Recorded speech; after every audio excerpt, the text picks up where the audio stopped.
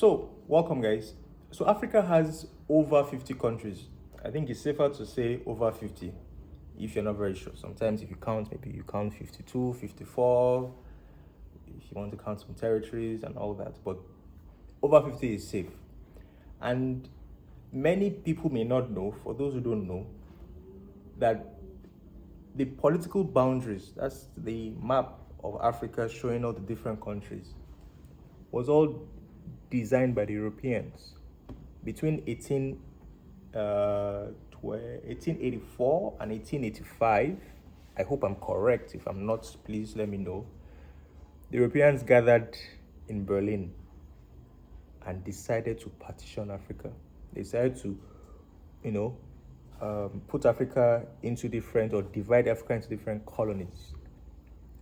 And it's quite interesting how they came to a continent, a place that was already thriving, already doing their own thing.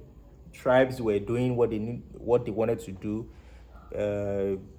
Communities had formed, and on a map, I'm a geographer and I love maps. But on a map, they went and they said, "Oh, you, the French people, take this. Oh, the English people take this. The Portuguese take this." If I'm not mistaken, I think the Germans as well. And they just allotted, like you have a piece of land and you're giving people plots. That's what happened. And these countries became their colonies. And that's why most of the official languages in Africa include English, French, Portuguese. Of course, we have Arabic as well, and maybe some parts of Namibia speak German. In Africa, there are over 2,000 languages. And these languages are spoken by smaller numbers of people. And unfortunately,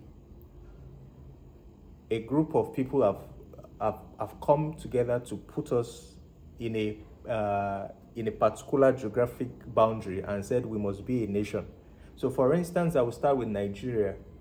So Nigeria is a multi-ethnic country, multi-religious country, lots of tribes, lots of local languages, but our official language is English. So everybody goes to school, learns English. It's what the government speaks, it's what everybody can understand to a large extent. But there are smaller tribes, the Yorubas, the Benis, the Nupes, the Hausas, the Igbos, the Kanuris, the so on and so forth, And these people also have their own languages, their own cultures and everything unique to them, beautiful, rich cultures. And I'm sure it's the same thing in other parts of Africa, maybe the Zulus in South Africa or the Ashantis in Ghana and the like.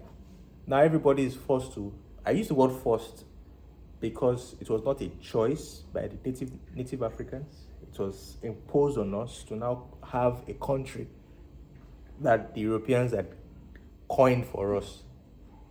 So I think, just thinking about this, that if we were left the way we were, I would have been saying Africa with over 50 countries. I would be saying Africa with many more countries, but smaller countries. In one of my previous posts, I said many countries in Europe could fit into Africa.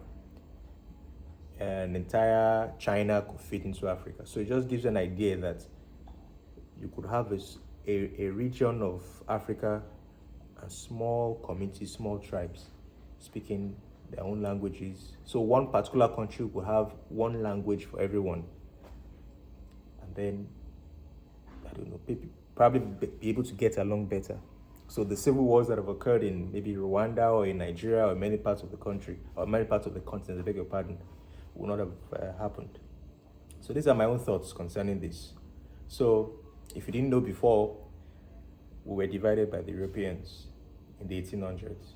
That's how we have come to be what we are today.